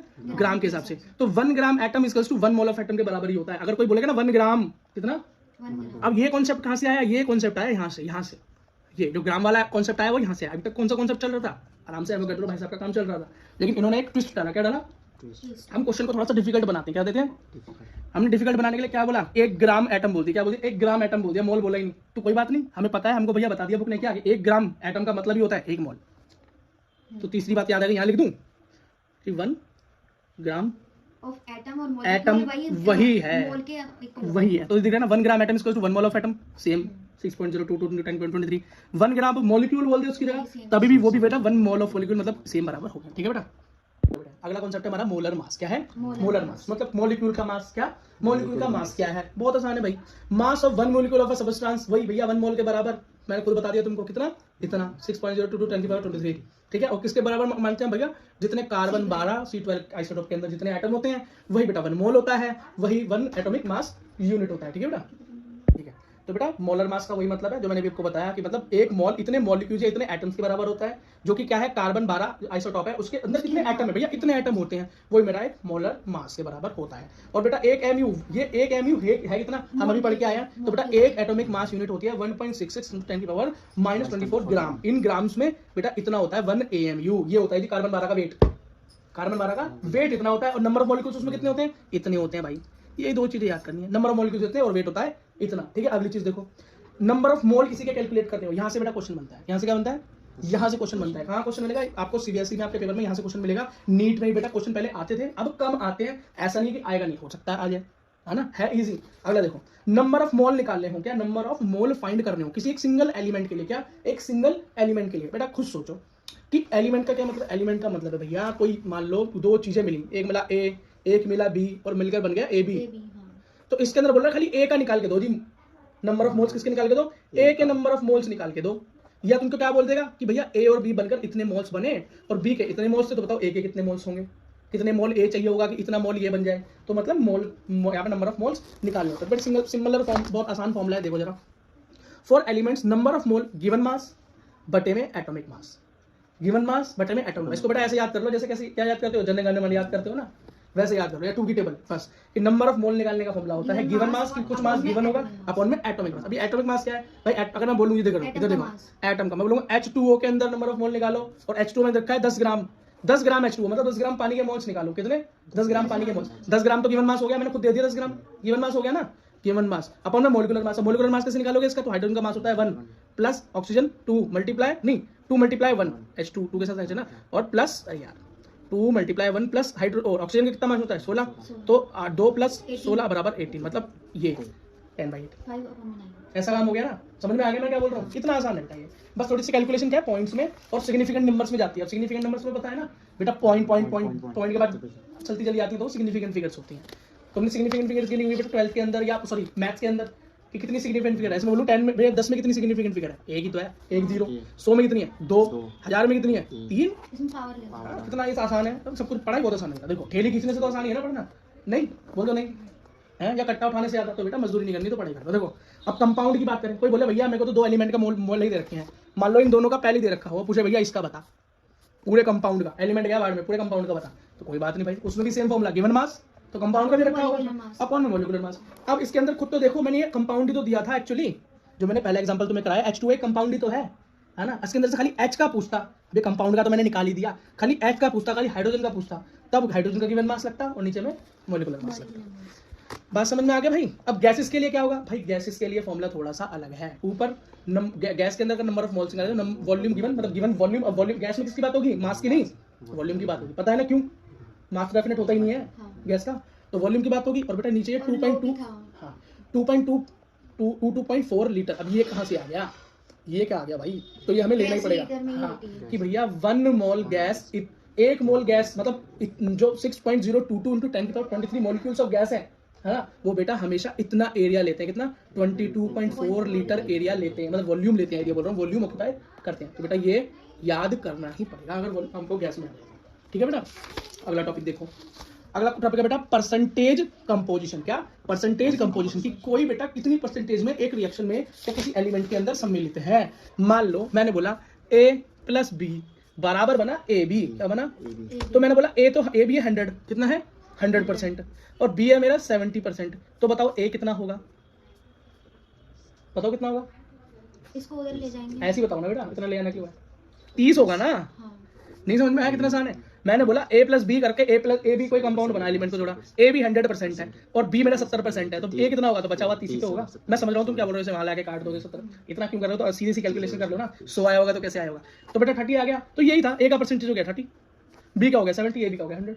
यही होता है बेटा परसेंटेज कॉम्पोजिशन। देखो अभी तक क्या करते हैं हम, देखो इसका percentage of an element in a compound, किसी भी कंपाउंड के अंदर किसी एलिमेंट की परसेंटेज जो भी उसका कंपोजिशन है। जैसे mass of element in 1 mole of compound, ये देखो mass of element in 1 mole of compound upon में molar mass of the compound multiply 100, ये इसका फॉर्मूला होता है। अब आप कहोगे यार भैया कितने सारे फॉर्मूले कराए जा रहे हो, पर सब कुछ बेटा कुछ नॉर्मल से फॉर्मूले नहीं दिखा दे रहे। जिसका पूछता हूँ उसको ऊपर, टोटल का नीचे, मल्टीप्लाई में 100 ही तो करना है। परसेंटेज की जहां बात आती है बेटा वहां पर 100 से, इतना कुछ याद मत करो, बस ये समझ लो कि जो भी एलिमेंट के बारे में पूछा होगा उसको मास दे रखा होगा ऊपर और नीचे टोटल मास। एक क्वेश्चन करके देखते हैं, फिर बेटा बिल्कुल क्लियर हो जाएगी बात बुद्धि में। क्वेश्चन रखा है CH4, क्या CH4 मोलिकुलर मास इसका निकाले तो कैसे होगा? तो भाई C का कितना होता है वेट, एटॉमिक मास क्या होता है 12 प्लस 4 इंटू 1 होता है हाइड्रोजन का, तो क्या निकल गया 16। ठीक, अब मुझे पता है, अब खाली मुझसे कोई पूछ रहा है कार्बन का निकाल के दिखाओ और फिर बोल रहा है भैया हाइड्रोजन का भी निकाल के दिखाओ परसेंटेज, कोई बात नहीं निकाल दूंगा। मुझे पता है भैया कार्बन का कितना है, कार्बन का 12 ग्राम है, कितना है इस टोटल ग्राम में कार्बन कितना ग्राम है 12 ग्राम, बस। तो बेटा 12 ग्राम का मास, हाँ वेरी गुड देखो बेटा, अब मास परसेंटेज ऑफ कार्बन कैसे निकाली हमने? भैया कार्बन का वेट ऊपर रख दिया मास और टोटल वेट नीचे रख दिया मास, मतलब मल्टीप्लाई 100 किया परसेंटेज के लिए, आ गया 75। अब कोई हाइड्रोजन का पूछ ले तो भाई हाइड्रोजन का निकला था कितना 4, इस CH4 में हाइड्रोजन कितना है 4 ही तो है बेटा, 4 ही तो है नहीं है, तो 4 अपन टोटल 16 इंटू 100 आ गया बेटा। कोई दिक्कत, कोई परेशानी आई इसमें? इजी का मामला है एकदम, वही है, बस सिंगल का बोलो तो उसका हाँ, गिवन मास, बस देखो बेटा गिवन तो कुछ भी नहीं है तो निकाला है वही होगा, लेकिन अपन में टोटल, अपन में सिंगल मॉलिक्यूल का, अपन में टोटल। अगला देखो, दिया कुछ भी ना हो तब भी निकाल लोगे तुम तो इसे, इसमें दिया की तो बात ही नहीं है ना, ये दिया थोड़ी ना था, तो हमने खुद निकाला है, ठीक है। मोल नंबर ऑफ मोल वाले में निकलता है। Calculate the mass percentage of different element in Na2SO4 sodium sulphate, इसके अंदर निकालो, क्या सोडियम सल्फेट पे निकाल लेंगे भाई, वही सेम फॉर्मूला। पहले तो बेटा इन सबको जोड़ के खुद देख लो, तो बेटा सोडियम का जो इसमें मेरा पूरे का निकालना है, खुद ही निकालना, इसमें खुद पूरा का नहीं निकाला था, इसमें CH4 दिया हुआ था तो इसका पूरा निकाला, हाइड्रोजन और उसका कार्बन का अलग अलग बोला था ना, तो बेटा निकाला तो इसके स्ट्रक्चर में 16 कहां से आया नीचे, मास पर वही लिया था, हाँ कैसे आया नीचे टोटल निकाल के तो पता चला, इसमें भी निकाल के पता चलेगा। तो बेटा सोडियम का वेट होता है 23, कितना होता है मास 23 और 2 है तो 2 इंटू 23 प्लस, ठीक है। अब यह सल्फेट का कितना, हाँ सल्फेट का कितना होता है बेटा मेरा, या इसका होता है 32, क्या होता है 32, और प्लस ऑक्सीजन का कितना होता है 16, बेटा सल्फेट नहीं सल्फर बोल दो उसको, सिंगल और ऑक्सीजन को वैसे निकाल, हाँ तो सल्फर का होता है 32, इसके साथ कुछ नहीं प्लस, ऑक्सीजन का कितना होता है बेटा 16 और 4 इंटू मल्टीप्लाई, तो मेरा टोटल निकल के आया 142 ग्राम, कितना, तो टोटल आ गया 142 ग्राम। अब कोई बोल रहा है भैया सोडियम का निकाल के दिखाओ, इसमें कितना सोडियम का, तो मेरे को सोडियम का कितना है 2 इंटू 23, इसका मतलब 46 अपॉन में टोटल, और भाई परसेंटेज के लिए 100 से मल्टीप्लाई करनी पड़ती है, आ गया 32 पॉइंट समथिंग। नीचे देखो, अगर कोई बोले भैया इसका निकालो, किसका सल्फर का निकाल लेंगे, तो सल्फर है हाँ 32 और टोटल मैंने क्या निकाला, गिवन मास नहीं है मैंने निकाला है, निकाला है मैंने, ये देगा नहीं तुमको, ये तुम्हें निकालना है कैलकुलेट करके, हाँ वो नंबर ऑफ मोल्स निकालने के लिए गिवन होगा, यहाँ गिवन विवन कुछ नहीं है, यहाँ तो बेटा नीचे टोटल मास ऊपर में एलिमेंट का मास। अब मैंने ये दोनों चीजें खुद ही निकाली है, तो बेटा इसके लिए तुम्हें क्या याद होना चाहिए, नाम ये याद होना चाहिए कि सोडियम का नंबर कितना है, सल्फर का कितना है, ऑक्सीजन का कितना है, कार्बन का कितना है, हाइड्रोजन का कितना मास है। अगर नहीं पता होगा तो ये क्वेश्चन हिलेगा भी नहीं तुमसे, नहीं हिलेगा ना, हाँ तो बेटा कम से कम 20 तक एलिमेंट याद होने चाहिए। मैं 9th क्लास से बच्चों को बोलता आता हूँ, बच्चे याद नहीं करते, 12th क्लास में आके भी सर मार रहे होते हैं इधर उधर, पीछे से पूछते हैं अपने दोस्त से, तो वो कुछ ज्यादा पढ़ा लिखा थोड़ी ना, वो खुद नहीं पढ़ के आया वो खुद तुम्हारे भरोसे आया हुआ है। एक बार तो मेरा दोस्त पीछे बैठा हुआ था, तो केमिस्ट्री का पेपर था, वो बंदा फिजिक्स के फर्रे लेके बैठा था पीछे, और वो पास होगा फेल होगा, फेल हो गया। चलो अगला देखो, इंपेरिकल फॉर्मूला वेरी इंपॉर्टेंट, क्या नीट के लिए भी बहुत इंपॉर्टेंट है, और बेटा नीट के लिए भी इंपॉर्टेंट है, और 11th क्लास के अंदर बेटा इससे सीधा सीधा क्वेश्चन आ जाता है, बहुत क्या आ जाता है, सीधा सीधा क्वेश्चन आ जाता है, बहुत आसान है भाई। क्या है अभी तक कुछ भी मुश्किल लगा नहीं, बेसिक था। हाँ बेटा अगला है इंपेरिकल फॉर्मूला। इंपेरिकल फॉर्मूला बेटा बहुत इंपॉर्टेंट है, मैंने आपको पहले बताया। इसमें क्वेश्चन दे रखा है, क्या दे रखा है बेटा, एक दे रखा है आयरन ऑक्साइड ऑफ फेरॉन, मतलब ऑक्साइड ऑफ आयरन, क्या ऑक्साइड ऑफ आयरन दिया हुआ है बेटा, ऑक्साइड ऑफ आयरन मतलब FeO, क्या FeO। अब इसके अंदर बता रखा है आयरन है 69.9% और बेटा डाई ऑक्सीजन मतलब O2, कितना है 30.1%। इसका इंपेरिकल फॉर्मूला निकालो। बेटा इंपेरिकल फॉर्मूले के कुछ स्टेप होते हैं। सबसे पहला स्टेप ये होता है कि हम मान के चलें कि इन दोनों को जब मिलाया होगा तो 100% बना होगा। जैसे कि Fe प्लस O2 जो बना होगा FeO2 कितना बना होगा, कितना बना होगा 100% होगा। अब ये परसेंटेज रखिए, ये रखा है 69 और इधर रखा है 30.1 और ये बना होगा बेटा 100। ठीक है, बस समझ में आई नहीं आई? ठीक है, अब यहाँ पर एग्जैक्टली निकालना है फॉर्मूला बना क्या होगा, ये बना क्या होगा, इसी को एम्पेरिकल फॉर्मूला बोलते हैं। आराम से निकाल लेते हैं। देखो बेटा सबसे पहले हमको पता है 100% कंपाउंड बना, Fe और O2 को मिला के Fe इतना और O2 इतना। अब इसका नंबर ऑफ मोल निकालते हैं। सेकंड स्टेप क्या है, नंबर ऑफ मोल्स निकालना। तो number of moles of Fe निकालें तो बेटा नंबर ऑफ मोल निकालने का फॉर्मूला क्या होता है, गिवन मास बटे में मॉलिक्यूलर मास। तो गिवन मास क्या है, खुद दे रखा है ऊपर 69.9, तो यहाँ पे 69.9 अपॉन में मॉलिक्यूलर मास। तो बेटा Fe मतलब आयरन का एटॉमिक मास होता है 55.8। ठीक है, दोनों को डिवाइड किया है 1.25। अगला भाई क्या है, इसका निकालो, किसका, O2 का, ऑक्सीजन का। तो बेटा ऑक्सीजन का मॉलिक्यूलर मास क्या होता है 16 और गिवन मास क्या है मेरा 30.8, तो मेरा निकल के आया 1.18। ठीक है, इन दो। अब तीसरा स्टेप होता है जो भी हमने निकाला, दो हो तो दो, तीन हो तो तीन, इनको रेशियो में रख दो। तो पहला है आयरन और दूसरा है ऑक्सीजन, दोनों को रेशियो में रख दो। तो बेटा आयरन का कितना आया था मॉलिक्यूलर नंबर ऑफ मोल 1.25 और मेरा ऑक्सीजन का कितना है 1.88। अब बेटा इन दोनों में से जो एक छोटा नंबर होता है उसी नंबर से इन दोनों को क्या कर देते हैं, डिवाइड कर देते हैं। क्या कर देते हैं, ये है बेटा स्टेप 4। क्या है, स्टेप 4। इसके अंदर बेटा इन दोनों में से छोटा नंबर कौन सा है 1.25। 1.25 से पहले 1.25 को डिवाइड किया तो 1 आ गया, और जब 1 जो सबसे छोटा नंबर है उसको दोनों से डिवाइड कर दो। हाँ, और जब बेटा इससे हम डिवाइड करेंगे ना तो बेटा हमारा आंसर आएगा 1.5। कितना आएगा 1.5। ठीक है, अब हमारा बेटा क्या आया 1.5। अब मेरा आंसर आया 1:1.5। लेकिन बेटा अगर मैं इसको फॉर्मूला अगर इसका बना भी दूं, आयरन आया और ये तो ये कुछ बना ही नहीं, 1.5 समथिंग कुछ जमा ही नहीं। तो बेटा हम इसमें किसी भी एक ऐसे नंबर से मल्टीप्लाई कर देंगे ताकि ये पॉइंट वाला नंबर मेरा पॉइंट में ना रहे, और एक छोटे नंबर से करेंगे ज्यादा से। तो 1 से करूंगा तो कोई फर्क नहीं पड़ेगा, अगर 2 से कर दूं तो हो जाएगा 2 रेशियो और 1.5 को 2 से मल्टीप्लाई करने पे हो जाएगा 3। अभी कुछ अच्छा सा लग रहा है देखने में बेटा, यही मेरा एम्पेरिकल फॉर्मूला है Fe2O3। तो बेटा हर बार ये सिचुएशन नहीं होगी कि डिवाइड करने के बाद कोई ऐसा नंबर आएगा जो कि कंप्लीट नहीं होगा, पॉइंट वाला होगा।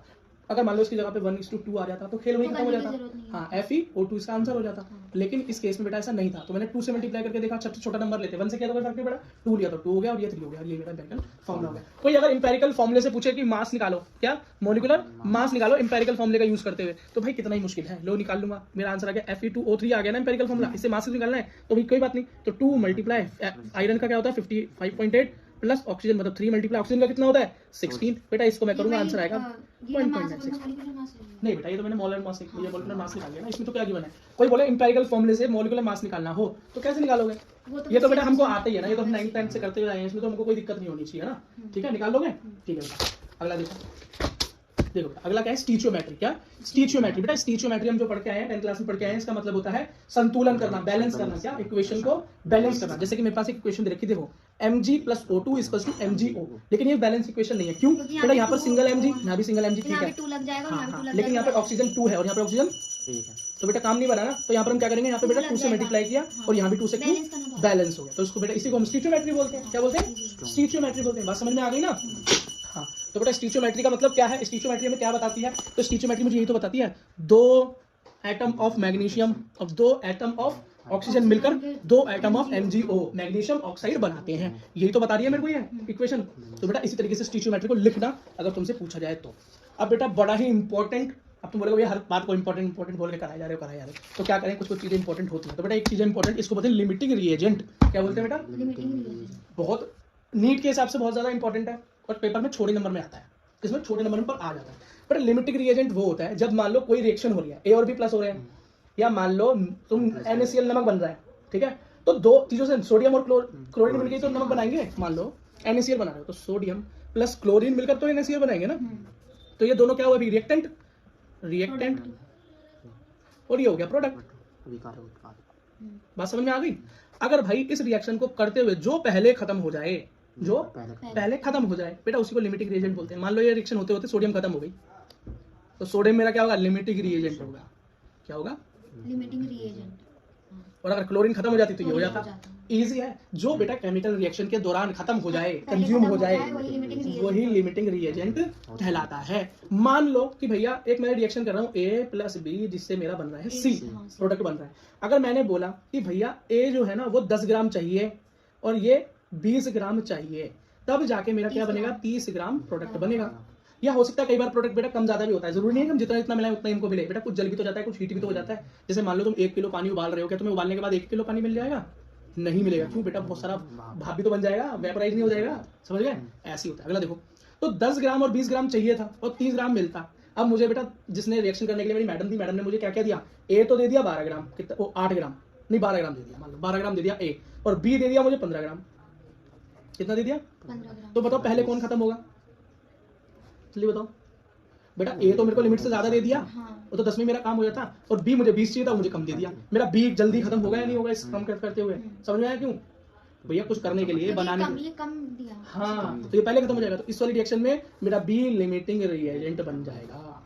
अब मान लो यही कंडीशन होती कि ए और बी को जमा करके सी बन रहा होता, ठीक है। अब इसके अंदर जो ए चाहिए था वो 10 ग्राम चाहिए था और बी 20 ग्राम चाहिए था, वही सेम कंडीशन। लेकिन मेरी मैडम ने इस बार क्या किया, ए तो 8 ही ग्राम दिया और बी 20 ग्राम दे दिया। बताओ भाई पहले कौन सा खत्म होगा?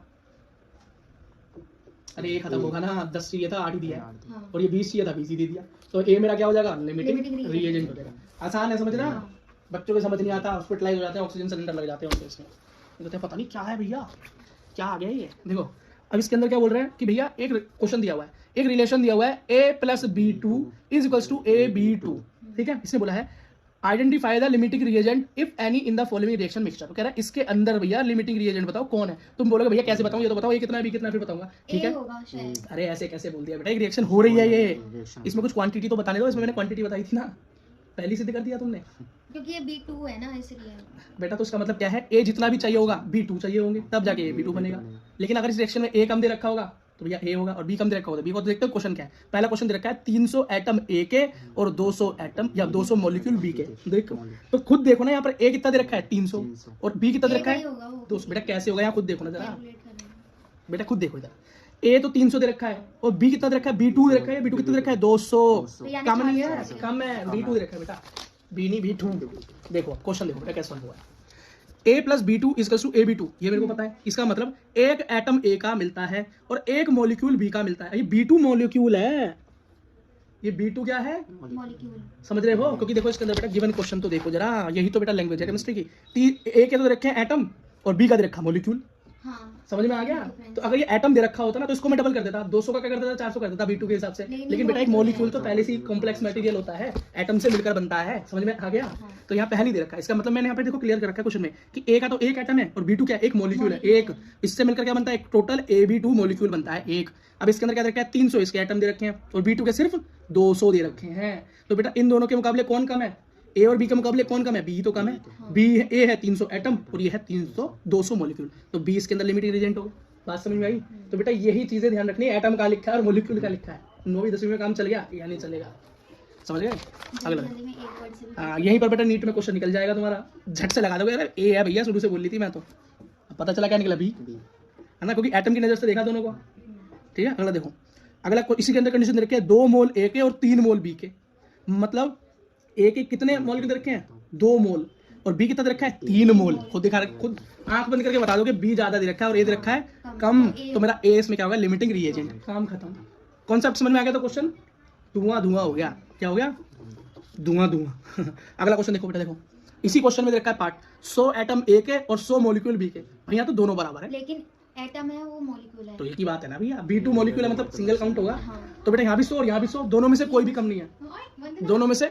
इस क्वेश्चन के अंदर ए के 100 एटम और 100 मॉलिक्यूल बी के, तो बेटा दोनों सेम है, तो यहाँ पर लिमिटिंग रिएजेंट कोई भी नहीं होगा। ये मैं सोचना कि हर किसी में निकालना ही निकालना जरूरी है, यहाँ पे कोई कम होना चाहिए, तो दोनों बराबर है, तो होगा कोई नहीं, कोई नहीं होगा, दोनों सेम है। ये जो एटम और मॉलिक्यूल का डिफरेंस है ये फिर समझाता हूँ बेटा, ये देखो ना, मैं बोल रहा हूँ ये एटम है हाइड्रोजन का, किसका, हाँ। सिंगल। अब ये क्या है भाई, H2, ठीक है, मॉलिक्यूल। ये 2 एटम से मिलकर एक मॉलिक्यूल बना ना। अब मैंने बोला एक एटम है हाइड्रोजन, एक एटम है ऑक्सीजन, इन दोनों से मिलकर बना H2O। ये क्या है, एटम, मॉलिक्यूल है, क्या है, मॉलिक्यूल। हाँ, तो इसलिए बेटा इसमें A लिखा था तो सिंगल एटम था, और B2 लिखा था तो तुम्हारी आंखें चमकी और तुमने क्या किया, सीधा 2 × B कर दूंगी, आंसर निकल के आएगा। लेकिन तुमको क्या बताऊं कि बेटा B2 यहाँ मॉलिक्यूल है, क्या मॉलिक्यूल है। अब तुम इसको 10 गिनोगे, 2 गिनोगे, 4 गिनोगे, क्या गिनोगे, एक ही तो गिनोगे, इसको एक ही तो वाटर मॉलिक्यूल गिनोगे। अब तुम बोलोगे नहीं बेस में तो H भी है, 2 भी है, O भी है, तो ये सब एटम मिलकर एक मॉलिक्यूल बन चुका है, क्या बन चुका है? मॉलिक्यूल। तो इसलिए यहाँ पे इस क्वेश्चन के अंदर क्या, इस क्वेश्चन में क्या रखा था? A प्लस B2, तो A के अंदर एटम था लेकिन B2 क्या था? मॉलिक्यूल। फिक्स है क्योंकि वो मॉलिक्यूल है ना वो, तो उसके अंदर हम 2 से मल्टीप्लाई करके वो वाला सिस्टम ही लगाएंगे वो, तो तुम मास मॉलिक्यूल है मास। ठीक है, समझ में आ गया अब डिफरेंस? ठीक है, अगला देखो भाई, 5 मोल A के और 2.5 मोल B का, तो बेटा यहाँ पर जाने की जरूरत तो है नहीं, तुम यहीं से बता दो। हाँ, 2.5 मोल B का मतलब B क्या है? Limiting reagent. 2.5 मोल A का और 5 मोल B के, बोलो। 2.5 मोल। खत्म हो गया बेटा, तुम तो समझ गए, तो तुम्हारे लिमिटिंग रिएजेंट में फुल नंबर है। क्या? Full number. अच्छा, अब बेटा एक चीज देखो, अब जरा लिक्विड के अंदर चलते हैं। गैसेस में घुमाए, सॉलिड में घुमाए, सब कुछ कर लिया, ठीक है, इंपेरिकल फॉर्मूला निकाल लिया, मास निकाल लिया, लिमिटिंग रिएजेंट भी निकाल दिया, कितने बड़े बड़े टॉपिक को मार डाला हमने। अब हम पे क्या बचा है? Reaction in solution. सॉल्यूशन पढ़ना है, ये तो हम 10th में पढ़ के आए थे, इजी है। तो हमको पता है भैया जो सॉल्यूशन होता है वो सॉल्यूट और सॉल्वेंट से मिलकर बनता है। अब ये सॉल्यूट क्या होता है? सॉल्यूट होता है जो कम मात्रा में हो, और सॉल्यूट जो जिसे घोला जाता है। हाँ, जो बेटा कम मात्रा में, जैसे क्या हो? वाटर है तो वाटर सॉल्वेंट हो सॉल्वेंट हो, लेकिन उसके अंदर कुछ सोल्ट या कुछ हाँ शुगर, तो हाँ जो बेटा जो कम मात्रा में हो वो सॉल्यूट, और जो ज्यादा मात्रा में हो वो सॉल्वेंट। एक चीज याद कर लो, दूसरी तो अपने आप याद हो ही जाएगी, ठीक है। अच्छा, शुगर सॉल्यूशन किसका एग्जांपल है? याद रखना, हेटेरोजीनियस सॉल्यूशन। कैसा? हेटेरोजीनियस सॉल्यूशन का एग्जांपल है। मैंने क्यों लिख दिया? क्योंकि बेटा नीट में सीधा पूछ लेते हैं, sugar solution is example of colloid, है ना, या होमोजीनियस मिक्सचर हो, या हेटेरोजीनियस सॉल्यूशन। इस तरीके से बेटा 4 ऑप्शन आते हैं, तो तुमको शुगर को याद रखना। शुगर भैया कैसे पता चलेगा? उसमें लाइट पास होती है ना बेटा। कोलेट का मैं बताता हूँ। कोलेट बेटा वो होते हैं जिसके अंदर जो पार्टिकल्स होते हैं, एक तो उनको बेटा आप अपनी सीधी आंखों से देख नहीं पाते हो, दूसरी बात क्या होता है, वो कोलेट बेटा नीचे जाके बैठ जाते हैं। हाँ, ठीक है, नीचे जाके बैठ जाते हैं, रेस्ट भी कर जाते हैं, ठीक है। दूध भी क्या है? कोलोइड है ना। अगला देखो, तो बेटा इसी के अंदर मास और वेट परसेंटेज निकालनी हो, इसके अंदर इस सॉल्यूशन के अंदर की सॉल्यूट कितना परसेंट है मास में या वॉल्यूम में, या सॉल्वेंट कितना परसेंट है, ये निकालने को आ जाए तो उसी को बेटा हम क्या बोलते हैं? मास परसेंटेज या वेट परसेंटेज बोलते हैं। बहुत आसान है, परसेंटेज की जहां भी बात हो 100 से करेंगे मल्टीप्लाई, ठीक है। जो भी पूछ रखा हो उसको ऊपर और नीचे टोटल मिक्सचर। इजी बेटा, फॉर्मूले वही है, बस चीज बदल रही है। परसेंटेज वो हाँ, ठीक। अब इसके अंदर क्या लिखा है? A simple drinking water was found to be contaminated with chloroform. एक पानी में क्लोरोफॉर्म मिला दिया। क्लोरोफॉर्म क्या होता है? जिसको रुमाल में लगा के सुंघा के बेहोश कर देते हैं ना बेटा, याद रखना, क्लोरोफॉर्म लगा के बेहोश होने में भी 3-4 मिनट लगते हैं। वो पिक्चरों में होता है, सुनते बेहोश, कुछ नहीं होगा, मारेगा बहुत कुछ तुम्हें। देखो अगला, इसका फॉर्मूला क्या होता है? CHCl3। क्या होता है? Suppose to be carcinogenic in matter. Carcinogenic का मतलब होता है बेटा जो कैंसर भी कर दे, मतलब खतरनाक है। क्लोरोफॉर्म खतरनाक होता है in nature. The level of contamination was 15 ppm। अब इसका मतलब क्या है? इसका मतलब है पानी के अंदर किसी ने क्लोरोफॉर्म मिला दिया, इसका मतलब क्लोरोफॉर्म ने पानी को प्रदूषित कर दिया, है ना। और ये ppm क्या है भाई? इसका मतलब होता है पार्ट पर मिलियन। क्या? पार्ट पर मिलियन। ये बेटा आपको ना दवाई वगैरह में भी लिखा हुआ मिलेगा। इसका मतलब क्या दिखा रखा है कि हर मिलियन पार्ट में 15 पार्ट किसके घुस गए? क्लोरोफॉर्म के। मतलब million part of water molecule में, हर मिलियन पे, मिलियन कितना होता है? 10 लाख। हर 10 लाख मॉलिक्यूल्स में 15 मॉलिक्यूल किसके हैं? क्लोरोफॉर्म के। तो ये जैसे बढ़ता जाएगा पीपीएम, उतनी मात्रा बढ़ती जाएगी। ये पीपीएम का मतलब समझा रहा हूँ तुम्हें, और कुछ नहीं है। बाय मास का मतलब है वेट में नाप रहे हैं। किसमें नाप रहे हैं? वेट में नाप रहे हैं, वजन में नाप रहे हैं। बाहर में जाओ, ठीक है। तो क्या पूछ रहा है? Express in the percentage by mass. Percentage में बताओ भैया, पानी में कितना क्लोरोफिल मिल गया? क्या पानी में कितना हाँ क्लोरोफिल बोल रहा हूँ, क्लोरोफॉर्म मिल गया। देखा, गिवन मास ऑफ क्लोरोफॉर्म कितना दे रखा है? 15 खुद दे रखा है, ठीक है। अच्छा, अगला देखो, chloroform CHCl in water, ppm part पर मिलियन। भैया मिलियन होता है 10 की पावर 6। कितना होता है भाई? 10 की पावर 6, याद रखना, ठीक है। क्यों भाई? लाख पे कितनी जीरो लगती है? 5, और 10 लाख पे कितनी लगेंगी? 10 लाख पे 6। तो इसलिए बेटा 10 के आगे 6 जीरो लगाने से अच्छा 10 के ऊपर 6 पावर लगा दी ना। तो जिन बच्चों को नहीं पता ये कैसे आया, मैंने समझा दिया। तो भाई पर मिलियन बोल रहा है ना, तो बोल रहा है 15 पार्ट पर मिलियन। 15 हमें गिवन था, 15 हमें गिवन था, और मिलियन भी गिवन ही है। मिलियन तो जिस बच्चों को नहीं पता उसको खेल जाएगा, और जो बेटा जानता है वो क्वेश्चन को खेल जाएगा। हाँ, ठीक है। अच्छा, अब उसको परसेंटेज में मास निकालो, तो 1.5 10 की पावर ये 3 ये निकल कर आ गया तुम्हारा परसेंटेज। बात समझ में आई? जिसे नहीं आई भैया देख लो मैंने क्या बोला है। ये होता है इकाई, दाई, सैकड़ा, हजार, 10,000, लाख, और ये हो गया 10 लाख। समझ रहे कितनी जीरो आ गई? 10 लाख में 6। तो अगर उसको 10 की पावर 6 लिख दूं तो कोई दिक्कत तो नहीं है ना। अब ये कटा कैसे, ये भी ना समझ में आया तो ये बता देता हूँ। देखो, तो 15/10 की पावर 6 मल्टीप्लाई 100 हो गया।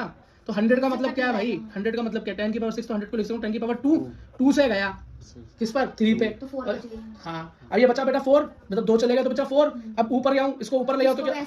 15 × 10 की पावर -4 लिख सकता हूँ, या 1.5 × 10 की पावर -3 लिख सकता हूँ। ऐसा क्यों किया मैंने? S4 को 3 क्यों लिख दिया? अरे भैया यहाँ पे 10 को इसलिए, हाँ 10 को शिफ्ट कर दिया ना। इसको मैं अगर समझ नहीं आ रहा फिर देखो, पॉइंट हटाऊंगा, 1 नीचे जाएगा, 0 आ जाएगा, 10 यहाँ नीचे है तो पावर 1 ऊपर जाके माइनस प्लस हो जाएगी, तो क्या हो जाएगा? 15 × 10 की पावर फिर से 4 हो गया। भाई ये है सिंपल मैथमेटिक्स, 9th क्लास में थी है। जिसने 9th क्लास में ध्यान नहीं दिया आप दे लो, कोई दिक्कत नहीं। ठीक, अगला देखो भाई, मोल फ्रैक्शन क्या है? क्या बेटा? मोल फ्रैक्शन क्या है? तो भैया इसका मतलब होता है कोई सॉल्यूट, कोई सॉल्वेंट किस किस फ्रैक्शन में जुड़ा हुआ है। किसकी फ्रैक्शन में जुड़ा हुआ है एक सॉल्यूशन के अंदर, वो ये है मोल फ्रैक्शन। समझ नहीं आया? क्वेश्चन करते हैं। मान लो एक सॉल्यूट है ए और सॉल्वेंट है बी, क्या है? हाँ, अब कहीं पर जब Na लिखा हुआ है ना, तो एन का मतलब समझ जाना, एवोगैड्रो वाला है Na, नंबर ऑफ मोलिक्यूल। हाँ, तो मोल फ्रैक्शन कैसे निकालोगे? मोल फ्रैक्शन मान लो उसने बोला भाई सॉल्यूट का निकाल के दिखा कि टोटल मोल में सॉल्यूट के कितने मोल है, तो कोई बात नहीं भैया, जिसके पूछ रहा ऊपर और टोटल के नीचे, तो देखो ना सॉल्यूट के मोल ऊपर और टोटल के नीचे, सब वही तो दिखाई दे रहा है तुम्हें अभी तक। टोटल नीचे करते जाओ, जो पूछे वो। प्लस सॉल्वेंट दोनों है। हाँ, तो टोटल कैसे निकालोगे? टोटल कैसे निकालोगे? बस नंबर ऑफ मोल इसके और टोटल नंबर ऑफ मोल निकालना, फ्रैक्शन आ जाएगी। और कोई सॉल्वेंट क्या पूछे तो कोई बात नहीं भैया, ऊपर सॉल्वेंट लिख देंगे हम, क्या सॉल्वेंट लिख देंगे। बस यहाँ पे मैंने थोड़ी गलती कर दी, NB हो गया यहाँ पे, ठीक है। अब बेटा सबसे इंपॉर्टेंट टॉपिक आने वाला है। बेटा हम इस चैप्टर के लास्ट में आ चुके हैं, लेकिन महा इंपॉर्टेंट पॉइंट्स भी हैं। अब तुम बोलोगे भैया फिर इंपॉर्टेंट, तो बेटा ये ऐसा वाला इंपॉर्टेंट है जिससे क्वेश्चन जरूर ही आएगा। वो तो ऐसे थे कि आता है इंपॉर्टेंट है, लेकिन ये तो ऐसा है कि क्वेश्चन आ गया, समझ लो, आज ही बोल रहा हूँ आ गया, क्या आ गया, क्वेश्चन मिलना ही मिलना है। ठीक है, क्यों भैया ऐसा क्या है इसमें? तो इसका नाम है मोलैरिटी। क्या नाम है? है ना। और बेटा इसके अगला टॉपिक है मोलैलिटी। तो बोलोगे भैया पहले एक ही समझा लो, पर मैं इसलिए समझा रहा हूँ कि आगे जाके ना घबराना मत, क्या आ गया ये मोलैलिटी और ये मोलैरिटी। बेटा दोनों के अंदर थोड़ा सा ही डिफरेंस है, बाकी ये क्या है, एक दूसरे के बहन भाई है। क्या है? बहन भाई एक दूसरे के, लेकिन पर थोड़ा सा डिफरेंस है। क्या है वो थोड़ा सा डिफरेंस, वो देखते हैं। बेटा बात याद रखना, लिक्विड की हो रही थी, सॉल्यूशन की हो रही थी, तो वो भी इसमें भी वही है, इसमें भी वही है, ठीक है। थोड़ा सा देखते हैं इसमें है क्या। Number of mole of solute in litre of the solution, ठीक। नंबर ऑफ मोल्स सॉल्यूट के अपॉन में सॉल्यूशन इन लीटर। देखो मतलब सेम फॉर्मूला जो भी पीछे करके आए थे हम, number of solute in litre. हाँ यही तो है बेटा मोलैरिटी। अब समझाता हूँ, देखो अब नीचे मैं वॉल्यूम ऑफ सॉल्यूशन बोलूं तो मतलब टोटल सॉल्यूट प्लस सॉल्वेंट की तो बात हो रही है, तो मैंने टोटल लिख दिया। ऊपर number of molecules, number of moles of solute होता है। क्या होता है? सॉल्यूट, हमेशा याद रखना सॉल्यूट। और नीचे क्या होगा बेटा? सॉल्यूशन लीटर में, सॉल्यूशन लीटर में। यही कंडीशन मिलेगी हमेशा। जब ये कंडीशन मिले, लीटर में होगा, लेकिन सॉल्यूट तो नहीं होगा ना लीटर में।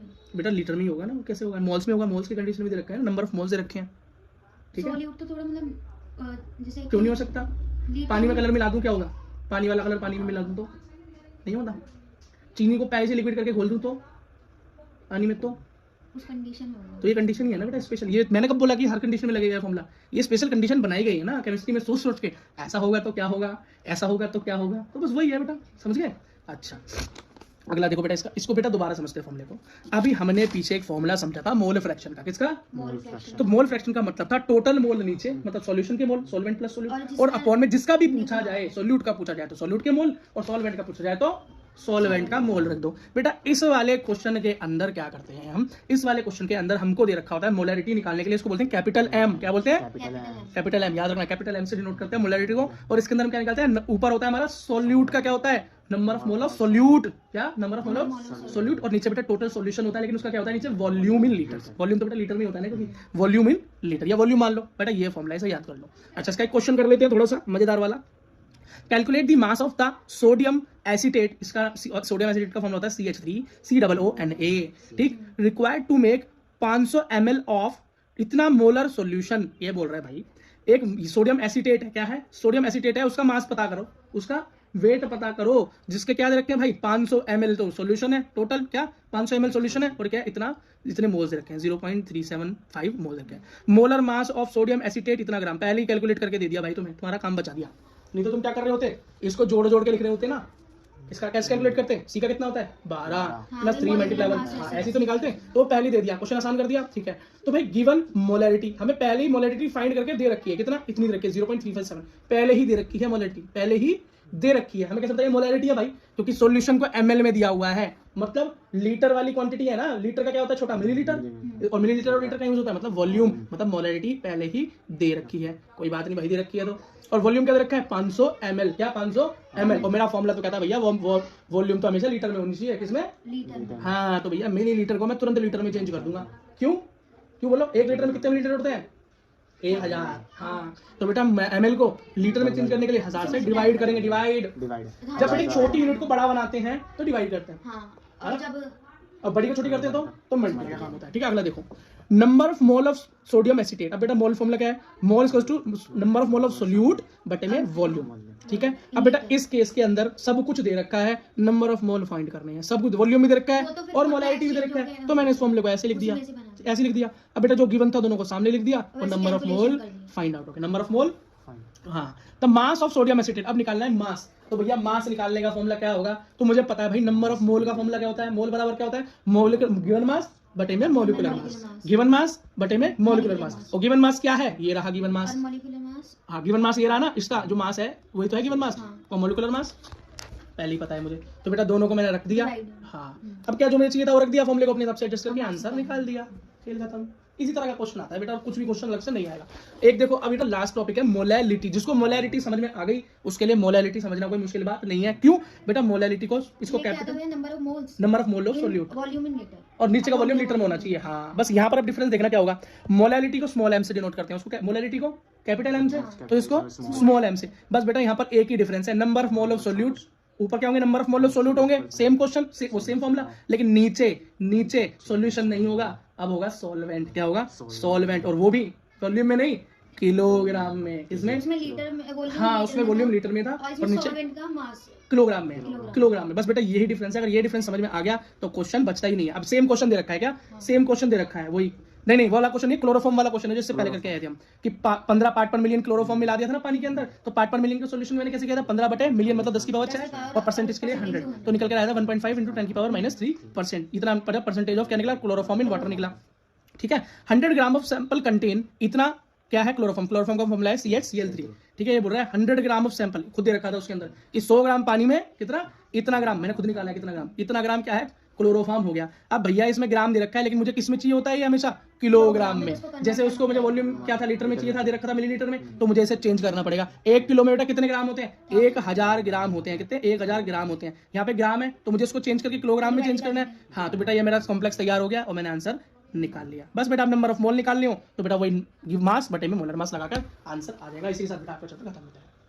और इस चैप्टर को खत्म करने के बाद कुछ छोड़ो मोल कॉन्सेप्ट के क्वेश्चन कर लेते हैं। देखो बेटा पहला क्वेश्चन क्या है? 1 एटम ऑफ एलिमेंट एक्स, पता नहीं कौन सा एलिमेंट है, एक्स बता दिया। हाँ, ये एक ऐसे क्वेश्चन बताते हैं, हाँ, अभी तक भी आते हैं। तो इजी है ना? एक्स को थोड़ा सा हिंट देते हैं वो, हाँ। कि कौन सा कंपाउंड होगा। बेटा बहुत आसान है। देखो ये रहा 1 एटम ऑफ एन एलिमेंट। ठीक है, एक एलिमेंट है, उसका एक एटम है, कोई एक्स बोल दिया है, एलिमेंट पता नहीं कौन सा है, उसका वेट कितना है? 6.643 इंटू 10 की पावर 23 ग्राम। ठीक, ओके जी। Number of moles of atom in its 20 kilogram. तो कह रहा है अगर वो 20 किलो हो जाए, कितना? 20 किलो हो जाए तो उसके अंदर नंबर ऑफ मोल्स कितने होंगे? नंबर ऑफ मोल्स कितने होंगे? बेटा उस फॉर्मूले को लगाने से पहले जो स्टेप फॉलो करने हैं वो तो देख लो। फॉर्मूला तो हमें पता है। तो बेटा दिया क्या हुआ है? मास, गिवन मास क्या है? बास जो गिवन मास है बेटा क्या है? 20 किलो। कितना है? 20 किलो। बेटा किलो तो अपने को चाहिए नहीं, क्या किलो में तो अपना काम होता नहीं। मोल्स वाले कॉन्सेप्ट में छोटी यूनिट चाहिए, मतलब ग्राम चाहिए। तो किलो दे रखा तो पहले तो उसको ग्राम बना लो। तो 1 किलो में कितने ग्राम होते हैं? 1000 तो बेटा 1000। 20,000। हाँ तो मैं इसको लिख सकता हूँ 20 मल्टीप्लाई 10 की पावर 3, है ना? लिख सकता हूँ ना ग्राम। ठीक है बेटा, तो गिवन मास क्या हो गया? ये हो गया मेरा। कोई दिक्कत? कोई दिक्कत नहीं।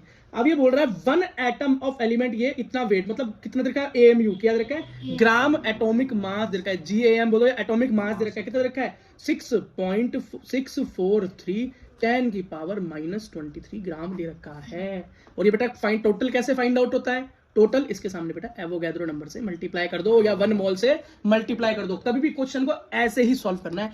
यही बेटा स्टेप है क्वेश्चन सॉल्व करने का। क्या है? जो भी बेटा मल्टीप्लाई कर दिया। हाँ यही स्टेप है बेटा। जो भी हमको क्या रखा है, देखो बेटा दोबारा क्वेश्चन को देखो। 1 एटम ऑफ एलिमेंट एक्स, एक पूरा क्या है? एलिमेंट एक्स, उसका एक एटम, क्या एक एटम का इतना वेट है, एक सिंगल एटम का इतना वेट है। तो और तुम्हें पता है कि भैया टोटल एक मोल के लिए कितने एटम होते हैं? 6.022 इंटू 10⁻23 एटम, मतलब क्या एटम्स मिलकर एक मोल बनाते हैं। समझ गए? तो बेटा ये तो खाली एक एटम का वेट है। किसका? खाली एक एटम का। तो 1 मोल का कितना होगा? 1 मोल का 1 ग्राम एटॉमिक मास का, तो ये बेटा मल्टीप्लाई करनी पड़ेगी 1 मोल से। 1 मोल से मल्टीप्लाई कर दो और टोटल ये ऐसे तो निकलेगा बेटा। यही होता है सेकंड स्टेप। फर्स्ट स्टेप तो क्या है बेटा? अगर यूनिट नॉर्मल ग्राम में रखी है तो कन्वर्ट करने की जरूरत नहीं, और नहीं रखी बड़ी तो छोटी कर लो। अगला बेटा जो भी दे रखा है उसको मोलर मास में या अपने मोल के लेवल पर कन्वर्ट कर लो। मोल के लेवल पे कैसे कन्वर्ट होगा? एवोगैड्रो नंबर से मल्टीप्लाई कर दो। बात खत्म हो गई भाई। अगर मैं इसको मल्टीप्लाई करूं तो मेरा निकलता है 6.022 इंटू 10 की पावर 23 मल्टीप्लाई 6.43 10 की पावर -23। अब एक बात बताओ, क्या एक बात बताओ, यहाँ बेटा 23 माइनस यहाँ 23 प्लस दोनों आपस में कैंसिल आउट हो जाएंगे। अब बचेगा सिर्फ ये 6.02243। इसको करेंगे तो 100 नीचे आएगा, 100 नीचे आएगा 6.22। हाँ इन दोनों को जब बेटा मल्टीप्लाई करेंगे और नीचे मल्टीप्लाई करके डिवाइड करेंगे तो मेरा आंसर निकल के आया 40। कितना? 40 निकल के आया। समझ गए? तो बेटा अब मेरे को पता है नंबर ऑफ मोल्स निकालने का फॉर्मूला होता है, नंबर ऑफ मोल्स निकालने का फॉर्मूला होता है गिवन मास अपॉन में मॉलिक्यूलर मास। मॉलिक्यूलर मास, या अगर मॉलिक्यूलर मास ना हो तो ग्राम एटॉमिक मास या एएमयू या जीएमयू, हाँ ठीक है, या यूनिट। तो भाई गिवन मास क्या है 20 किलो, और 20 किलो को ग्राम में कन्वर्ट किया तो क्या हो गया 20 मल्टीप्लाई 10 की पावर 3 ग्राम। बात समझ में आई? और बेटा इसका अभी एटॉमिक मास यूनिट क्या निकाल के आए थे हम? क्या निकाला अभी हमने? क्या निकाला बेटा? अभी हमने 40 निकाला। कितना? 40 निकाला। बस बेटा इतना छोड़ दो तब भी आंसर। काटना चाहो तब भी बहुत आसान है। कैसे काटोगे? देखो 40, 20 एकम 20, 20 दूनी 40, ये कितना है 1000 ही तो है, अपन 2 काटो, 2 5 या 10, 00, कितना 00 ये आ गया, एक 0 कम है। बस समझ में आ गई? क्वेश्चन सॉल्व हो गया बेटा। ठीक है बेटा, ये बोल रहा है एक क्वेश्चन है, what is the number of mole of O atom, oxygen atom, in 126 AMU of HNO3। HNO3 एक मॉलिक्यूल है, उसके अंदर ये O एटम दिखाई दे रहा है, ऑक्सीजन। हाँ, what is the number of mole of O, मतलब इस पूरे के पूरे मॉलिक्यूल के अंदर इस O एटम के, क्या खाली इस ऑक्सीजन एटम के मोल नंबर ऑफ मोल्स पूछ रहा है। क्या पूछ रहा है? और इसका बेटा क्या रखा है? एटॉमिक मास यूनिट इसकी कितनी रखी है? 126 दे रखी है। और मैंने तुमको क्या समझाया था? अभी समझाया था, क्या समझाया था? ठीक है, सबसे पहले तो बेटा यहाँ पर कोई एक्स कंपाउंड तो है नहीं, पिछले क्वेश्चन में था, यहाँ तो दिख रखा है, कंपाउंड दिखाई दे रहा है मुझे, क्या है? HNO3 दिखाई दे रहा है। कुछ मत करो, जब भी कंपाउंड हो आंख बंद करके एटॉमिक मास तो निकाल लो। क्या कितना निकलेगा? एटॉमिक मास बोलो या मॉलिक्यूलर मास बोलो, कितना निकला बोलो? निकालो बेटा। हाइड्रोजन का 1, सोडियम का 14 और ऑक्सीजन का 16, ये हो गया बेटा तुम्हारा 15 + 48, ये हो गया तुम्हारा 63 नहीं 63 निकला बेटा। क्या निकाल रहे हो तुम? H1 हो गया, ये हो गया ना बेटा, लिख तो दिया। हाँ। हाइड्रोजन 1 हो गया, सोडियम का नंबर होता है 7 हो गया 14, मल्टीप्लाई 3 उसका होता है 16, तो बेटा 60। हाँ सही है, मुझे पता है। देखो अब अगला, ठीक है, इतना कर लिया। अच्छा भैया, अब ये क्या दे रखा है? इसका क्या दे रखा है? इसका दे रखा है भाई क्या? AMU, एटॉमिक मास यूनिट में दे रखा है। इसको किस में दे रखा है? एटॉमिक मास यूनिट में दे रखा है। कोई बात नहीं भाई, दे रखा है तो हमको तो पता चल गया इतना। जो भी निकल के आता है उसको Na से, एवोगाड्रो नंबर से मल्टीप्लाई कर दो। क्या कर दो? मल्टीप्लाई कर दो। अभी 63 कैसे आया, समझ में आ गया ना? ठीक है बेटा, अगला देखो, number of moles of HNO3। सबसे पहले तो बेटा एक बात बताओ, इस क्वेश्चन के अंदर मैं इसके मोल्स तो तब निकालूंगा ना जब इस पूरे के पता होंगे। इस पूरे का तो नंबर ऑफ मोल निकाल लूं, फिर ओके भी निकाल लूंगा। क्यों? जब ओके निकालने बैठूंगा तो number of mole of O निकालने के लिए मुझे total number of mole HNO3 का टोटल भी तो पता होना चाहिए। तो पहले टोटल ही निकाल लूं इसका। हर क्वेश्चन के अंदर अपॉन में क्या होता है? टोटल। तो टोटल क्या HNO3 का ही निकाल ले भैया, नंबर ऑफ मोल। HNO3 के नंबर ऑफ मोल छोटा है, मतलब नंबर ऑफ मोल निकालने का फॉर्मूला क्या है भाई? बोलो। गिवन मास अपॉन में मॉलिक्यूलर मास। Very good. तो गिवन मास क्या है? 126 AMU। और बेटा एक AMU किसके बराबर होता है? 1.66 × 10 की पावर -24 ग्राम के बराबर होता है गिवन मास। ये हो गया बेटा गिवन मास।